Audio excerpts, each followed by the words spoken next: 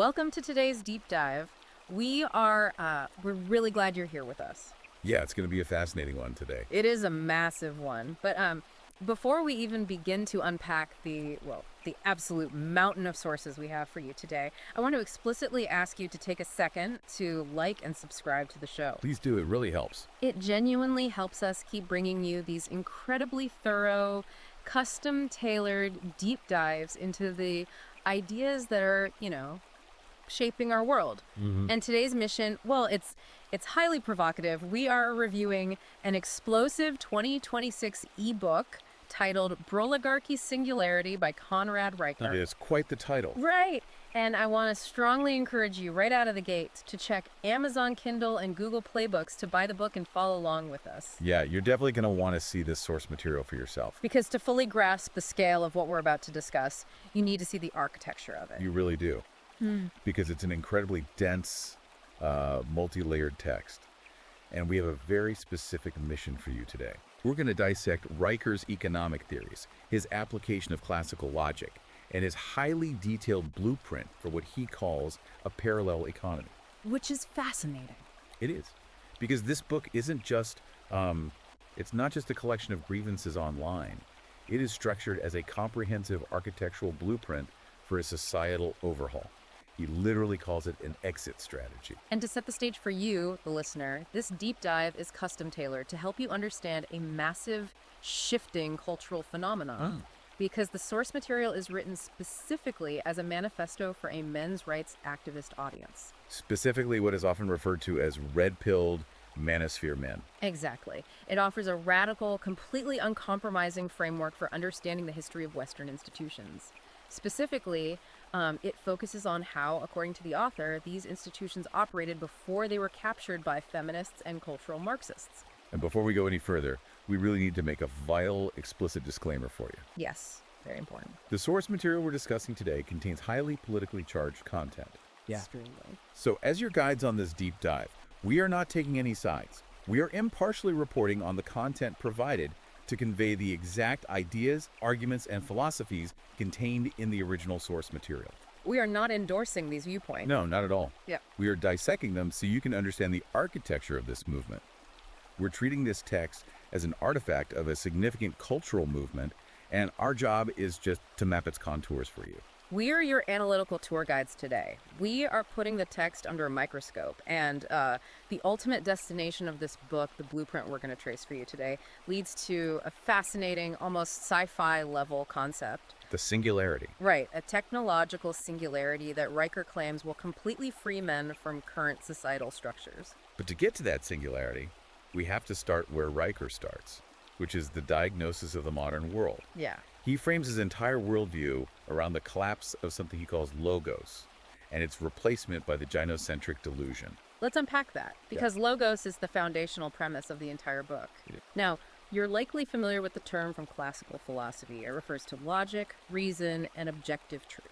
Right, the Greek concept. And Riker argues that Western civilization, from its physical infrastructure to its legal frameworks, was entirely built upon this bedrock of logos. It was an environment where the laws of physics, mathematics, and cold, hard competence dictated survival and progress. But Riker's diagnosis is that this foundation has been completely usurped by a gynocentric system. And let's pause on that word, because he uses gynocentric not just as a descriptor, but almost as a structural diagnosis of institutional decay. Yeah, he's arguing that the fundamental operating system of society has shifted. It now prioritizes feelings, manufactured victimhood, and the demand for equality of outcome over actual competence. Over the unyielding laws of physics. He views this not as exactly. He argues that when you replace logos with emotion, you inevitably court disaster. You can't gaslight a structurally unsound bridge into holding weight. And to make this abstract philosophical idea visceral, Riker brings it down to a really striking life or death example. The firehouse example. Yes, from a firehouse in a major metropolitan district. He describes a live fire drill involving a female recruit. According to the book, this recruit had checked every diversity box and had essentially slid through the academy with adjusted, lowered physical standards. Right. And during the drill, she is tasked with a victim removal evolution, basically dragging a simulated human body wearing full turnout gear out of a burning building. Which is incredibly heavy. It's massive dead weight, and she fails. She physically cannot move the body. What's fascinating here is how Riker uses this specific anecdote. He doesn't just present it as a failure of one recruit. No, he weaponizes it. He weaponizes it to illustrate what he sees as the fatal cost of the gynocentric delusion at scale. He writes, and this is a direct quote, "Feelings are the currency of the weak. Physics is the currency of the strong." Wow. His argument is that fire does not care about diversity quotas. Fire doesn't care about your internal sense of identity. If you prioritize diversity over the physics of human strength in life or death professions, the real-world consequences are fatal. And he actually extrapolates this out to aviation and infrastructure. He warns that prioritizing feelings over competence leads to, as he puts it, planes falling out of the sky. It's a brutal assessment. Very brutal. If you're listening to this and you work in a corporate environment that champions these initiatives, Riker is essentially arguing that your organizational philosophy is a structural hazard. And he takes that critique directly into the macroeconomic sphere in Chapter 3 with what he calls the economy of parasitism. Oh, this part is fascinating. He sets up a stark, almost caricatured contrast to make his point. On one side, you have Bob. Good old Bob. Right. Bob is a calloused high-rise construction worker, gripping a steel beam at 6 in the morning, freezing his hands off. Bob represents the men who actually build and maintain the physical, tangible infrastructure of the world. The power grid, the plumbing, the roads. Exactly. And on the exact opposite side of that spectrum, Riker points to the ballooning class of corporate HR departments, diversity, equity, and inclusion officers, and massive administrative bureaucracies. The people sending emails about compliance modules. Yes. And Riker's economic diagnosis of this dynamic is completely ruthless. He argues that these administrative positions are entirely artificial roles. He claims they were created by the state and corporate entities specifically to subsidize female employment. The argument is that these roles provide high-paying salaries and titles without requiring the creation of any tangible physical value. While men like Bob are left to maintain the essential, dangerous infrastructure that makes those office jobs possible in the first place. He calls it a satirical reversal of reality.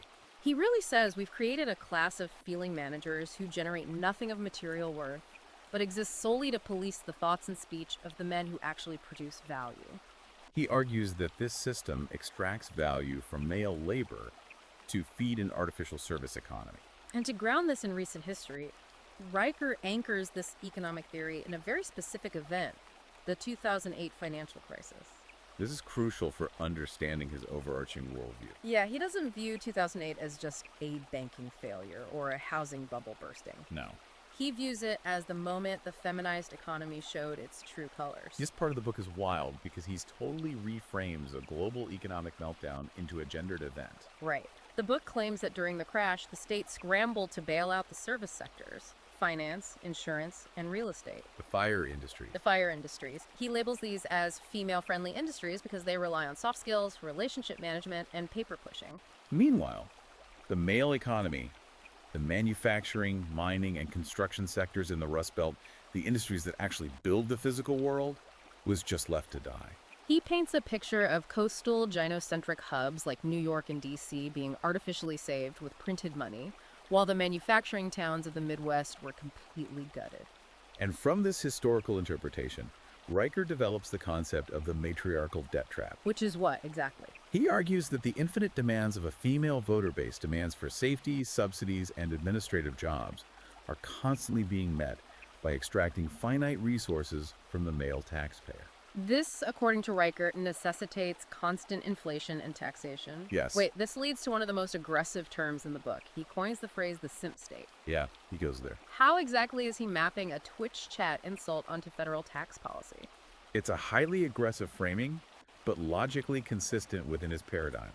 He compares the government to a guy sending money to internet models for a fleeting illusion of intimacy. He says the state taxes productive men to send domestic welfare to demographics that produce nothing tangible, all just to buy social approval or political stability. So the state becomes the ultimate simp redistributing the wealth of the competent to subsidize the compliant. That's his argument, exactly. That is a heavy, almost dystopian way to view the social contract. It is. He essentially argues that the workplace has shifted from a site of material production to a site of emotional management, resembling a sort of feudal serfdom based on emotional labor. Yes. So if we follow his logic, and the system is supposedly this hopelessly stacked against men, how did men allow this to happen? That is the pivotal question. How did a society built on logos lose the intellectual high ground to a system Riker views as fundamentally illogical? Riker attempts to answer this next, because he argues that men didn't lose the structural high ground through a failure of production. Right. They lost it because they abandoned their intellectual weapons. They forgot how to argue. Which brings us to his call for men to resurrect what he calls the Socratic method of destruction. He pairs this with a deep dive into classical Aristotelian logic. He argues that you cannot fight a cultural war of emotion with more emotion. If you try to out-victim the victimhood culture, you lose. You lose every time. You must fight it with surgical, cold logic to explicitly refute cultural Marxist narratives. And to illustrate this failure of logic on a massive corporate scale, Riker uses the 2019 Gillette ad campaign. The toxic masculinity commercial. Yes, the razor commercial. Riker views this as a magnificent catastrophe and a perfect case study of what happens when corporations abandon logos. He frames it as a corporate shit test. A psychological trap designed to manufacture compliance through guilt.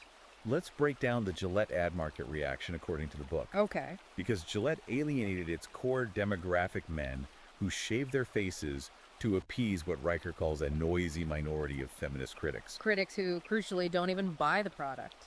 Exactly. Gillette spent millions lecturing their own customers, telling them to be better, and as a result, witnessed billions in market value evaporate. Riker tells his audience, when you try to appease a beast that feeds on your destruction, you don't get a pat on the head, you get eaten. Gillette tried to use heuristic emotional appeasement instead of dialectic business logic, and it cost them dearly. Okay, let's define those terms, because the book leans heavily on Aristotle's organon here.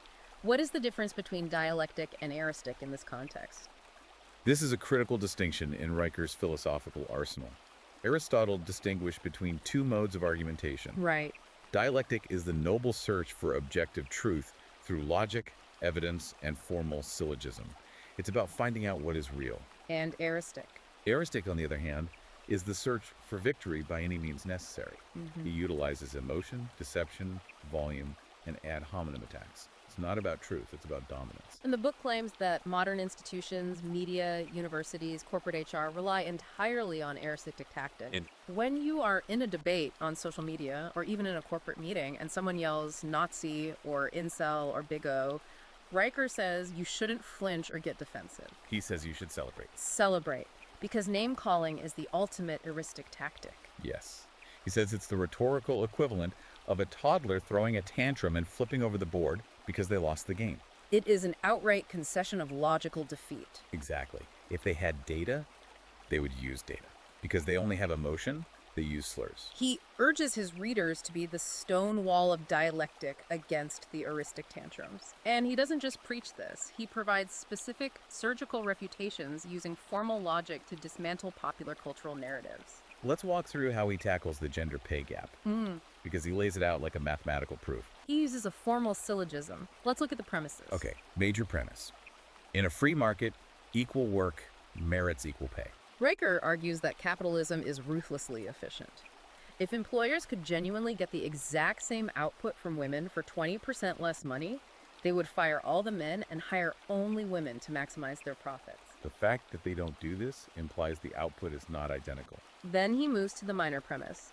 Statistical disparities in lifetime earnings are driven by biological and voluntary choices, not systemic bigotry.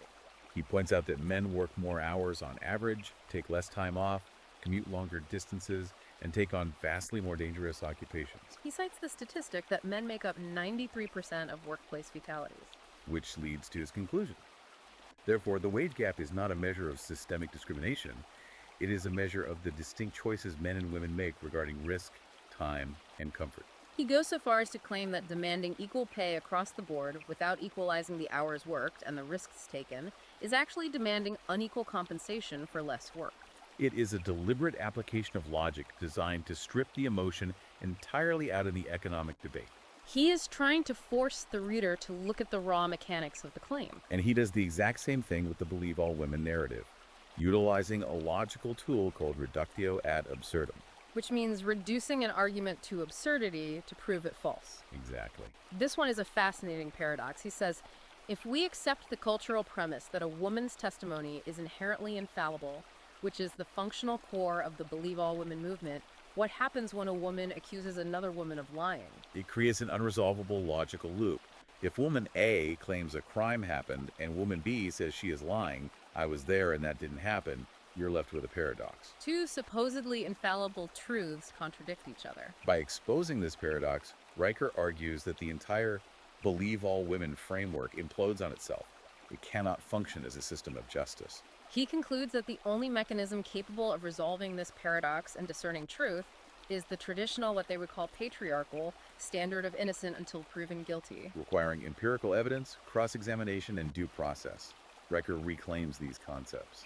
He frames them not as tools of historical oppression, as they're often taught in modern sociology, but as the fundamental tools of civilization used to separate justice from mob vengeance. And he takes this pursuit of empirical truth even further in Chapter 10, bringing in the philosopher of science, Karl Popper. Karl Popper is famous for his falsifiability criterion. Popper argued that for any theory to be considered scientific, it must be inherently falsifiable. Meaning there must be some conceivable evidence or test that could prove it wrong. Right. If a theory cannot be proven wrong under any circumstances because it twists all evidence to fit its conclusion, it's not science, it's dogma, it's religion. Riker uses Popper's falsifiability to completely dismantle frameworks like critical theory and intersectionality. He argues that these frameworks are unfalsifiable cults. Think about it. If men succeed, it's called patriarchy. If diversity initiatives fail to produce results, it's called systemic racism or unconscious bias. Every single outcome, no matter how contradictory, is used to reinforce their dogma. Therefore, Riker tells his audience, you have to stop treating these ideologies as academic disciplines. You aren't arguing with rational sociologists who are looking at data. You are dealing with a religious cult that worships subjective feelings over objective facts. You cannot use dialectic logic to convince someone to leave a cult if they're entirely captured by heuristic emotion. Which is a sobering thought for his readers. Because if these logical tools have been lost, or rather, if the institutions simply refuse to acknowledge them anymore, where exactly were they stolen from? How deep does the rot go? Right.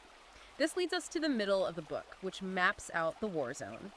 Riker meticulously describes the systematic capture of Western institutions. The law, the education system, and the media. Riker pulls absolutely no punches here. Let's start with what he calls the legal war zone.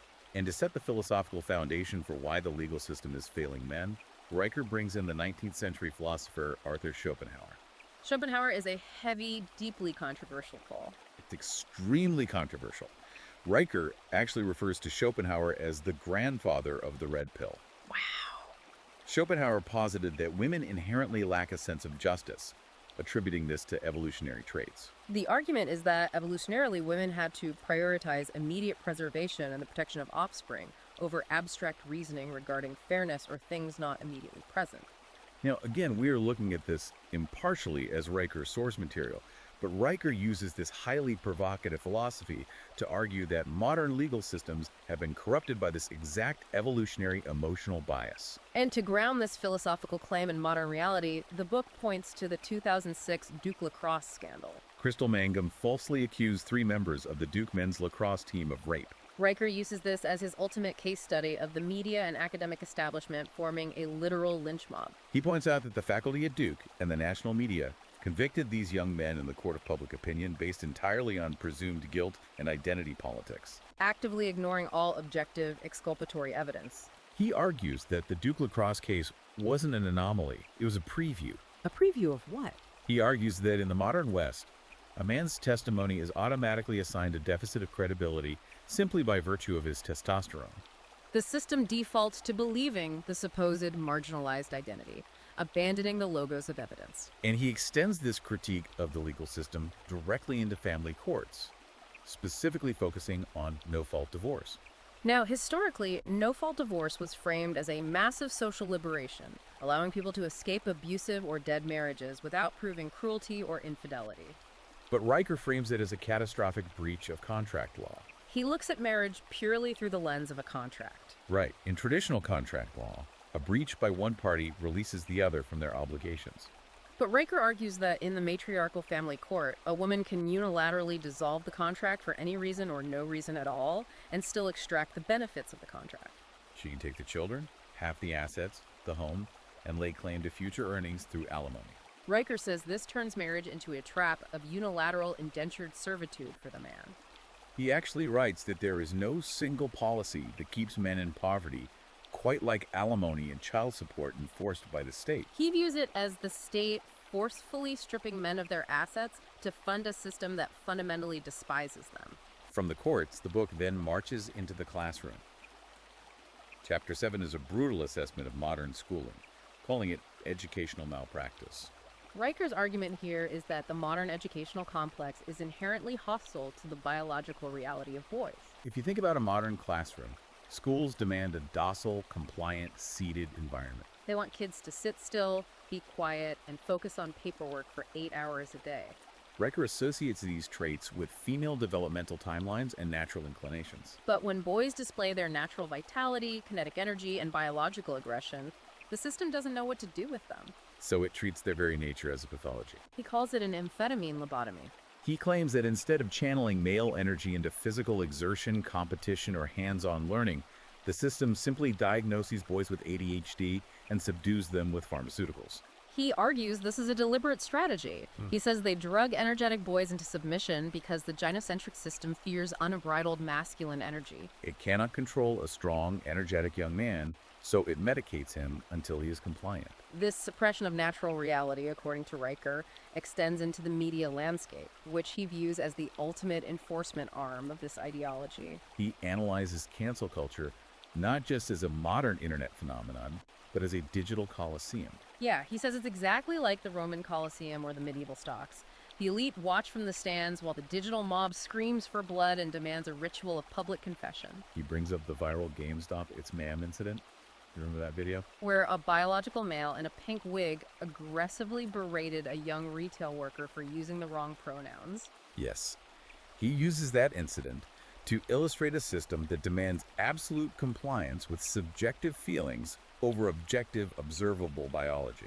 The retail worker used their eyes and stated a biological fact, and the system demanded they apologize for injuring someone's feelings. Riker also cites Lisa Lippman's highly controversial study on rapid onset gender dysphoria. Lippman's study basically suggested that the massive spike in teenagers identifying as transgender wasn't entirely organic. Right, she suggested it was heavily influenced by peer groups and internet culture, a social contagion. And Riker uses Lippman's findings to argue that institutions, medical, educational, and media are demanding that society ignore empirical data and even medical oaths in favor of a political theology. A theology that is willing to chemically alter children based on fleeting social media trends. He says the institutions aren't just making errors, they are actively manufacturing them to maintain control. They force you to state things you know are biologically false because forcing you to lie is a mechanism of subjugation. So if the law, the schools, and the media are all hopelessly captured what on earth is a man supposed to do, you can't logic your way out of a system that has outlawed logic. This is where the book makes its biggest, most radical pivot. Segment 4 of the book is Praxis, the exit strategy and the architecture of the Broligarchy. Riker insists that trying to vote your way out of this or trying to reform these institutions from within is a fool's errand. He calls the current institutional framework a dead host. It is a rotting structure. You don't try to heal a dead host, you abandon it. The only solution is the exit strategy, a praxis of total divorce from the system. He says don't try to put out the fire, walk away from it, and build your own fortress in the ashes. He wants his audience to build a walled garden and a parallel economy. And he provides the specific technological architecture for these new institutions. First up is what he calls cryptography as the new musket. He argues that just as the musket distinguished the free citizen from the disarmed serf in the 18th century, cryptography is the essential armament of the modern culture war. He urges the use of decentralized protocols. You don't use WhatsApp, you use Signal. You don't use X or Facebook, You use Mastodon and Nostr. And crucially, you don't use fiat currency, you use Bitcoin. He says holding your own uncensorable cryptographic keys is a digital declaration of independence. It allows men to completely bypass the surveillance state and the fiat currency system. Riker claims the fiat system simply prints money to devalue male labor, inflate the cost of hard assets, and fund the welfare state.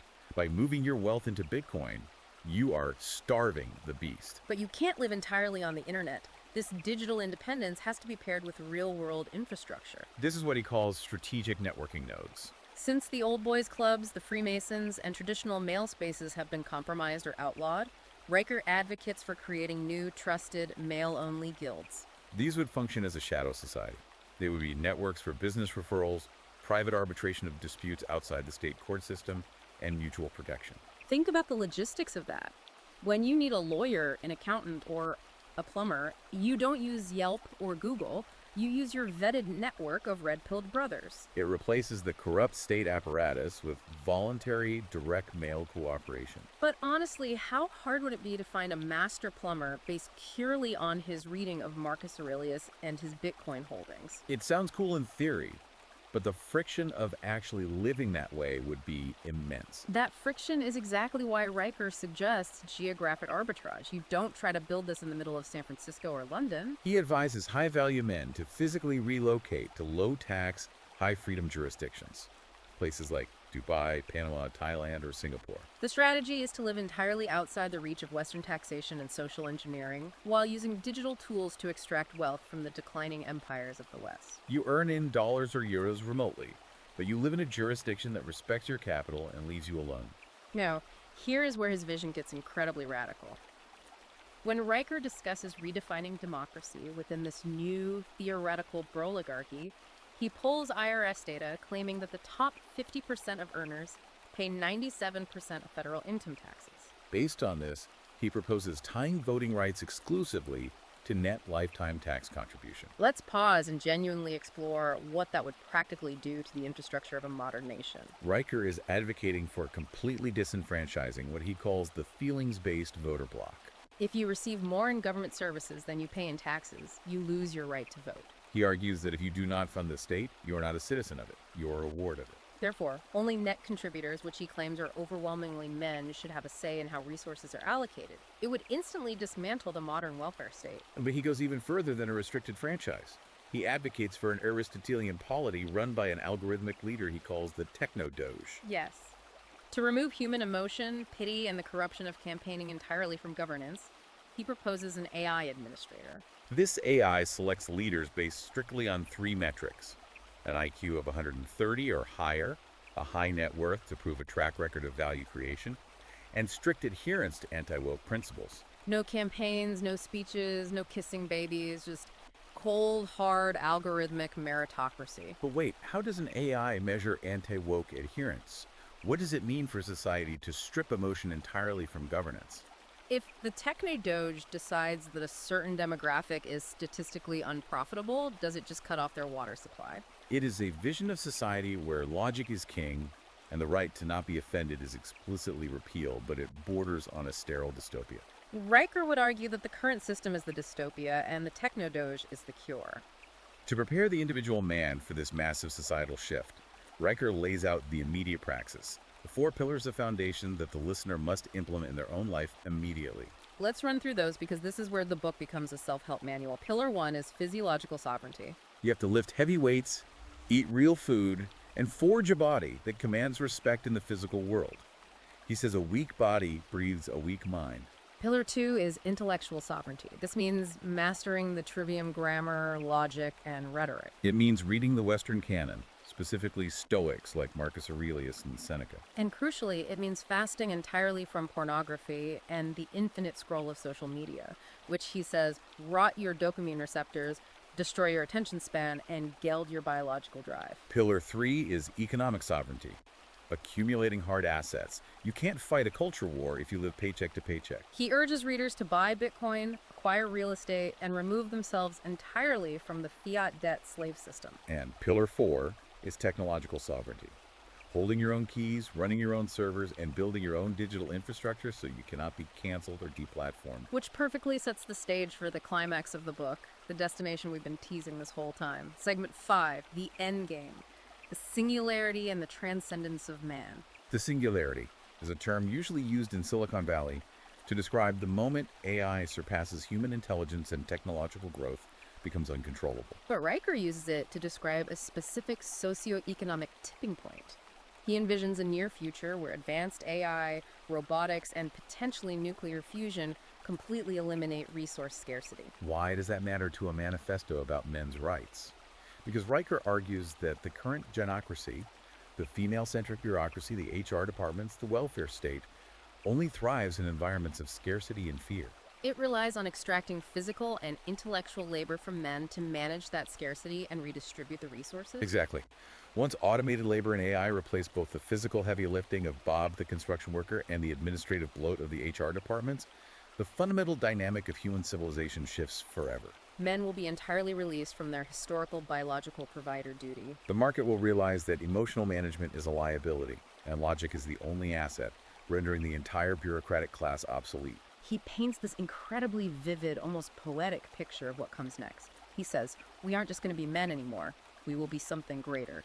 He introduces the warrior monk archetype. This is the synthesis of the scholar and the brute. A man who reads Aristotle in the morning and deadlifts in the evening, completely untethered from the need to wage slave for a corrupt system. Riker views this post-scarcity era as a 1,000-year golden age. Without the drag coefficient of gynocentrism, as he calls it, unbridled masculine energy will be freed from bureaucratic suppression. He claims this will trigger a renaissance on steroids. He envisions an era of pure creativity, monumental art, and limitless exploration, where men leave the earth behind, carrying the virtues of Athens and the rigor of Rome into the stars. The way he writes it is striking, painting the stars with the colors of human imagination, where the only equality is the equality of gravity, and the only justice is the justice of physics. It is a massive, sweeping, sci-fi utopian vision built on a foundation of intense, bitter cultural warfare. It truly is. It is an evolutionary claim that the old world is burning. It deserves to burn. And from its ashes, a hyperlogical, purely meritocratic, technologically supreme society will emerge, guided solely by objective truth. Wow. Okay, we need to take a breath and summarize the incredible density of what we just explored in Broligarchy singularity. We covered a lot of ground. We started with Riker's diagnosis of a civilization abandoning logos for emotion and the fatal consequences of prioritizing diversity over physics. We explored his resurrection of Aristotelian logic and falsifiability to mathematically dismantle modern narratives like the pay gap and intersectionality. We walk through his brutal dissection of how legal, family, and educational institutions have allegedly been captured and weaponized against masculine energy. We then traced his architectural blueprint for the exit strategy using Bitcoin, cryptography, and geographic arbitrage to build a walled garden. We debated his radical proposal for a techno-doge algorithmic governance tied strictly to tax contributions. And finally, we looked at his vision for an AI-driven singularity that frees the warrior monk from his historical provider role to conquer the stars. It is a comprehensive, unapologetic, and highly systematic manual designed specifically for its target audience. It really is an entire alternate architecture for reality. And as we wrap up this deep dive, we always like to leave you with a final provocative thought, something to mull over or explore on your own that builds on what we've discussed, but stretches it a bit further into the unknown. Here is a lingering question to consider. If Riker's technological singularity actually comes to pass, and AI and robotics truly render both physical, dangerous labor and bureaucratic administrative roles entirely obsolete, how will human society fundamentally reorganize its definitions of value, gender, and power? If physical survival and resource provision are no longer the primary drivers of civilization and the machine does everything, what exactly is the new metric for human worth? Does the warrior monk find peace in the stars, or does humanity lose its purpose entirely when the struggle ends? That is a deeply philosophical question to chew on as you go about your day. A huge thank you for joining us on this incredibly intense journey. Let me remind you one last time, if you want to dive into the raw source material yourself and see how Riker constructs these arguments word for word, go to Amazon Kindle and Google Play Books right now to buy the book, Broligarchy Singularity. And to follow the ongoing movement, Read more of his essays and see the analysis we discussed today applied in real time. Be sure to follow the author at Conrad and Riker on Substack, as well as on Twitter and YouTube. Finally, please don't forget to like and subscribe to this show so we can keep bringing you these rigorous deep dives into the complex, controversial ideas shaping our world. Until next time.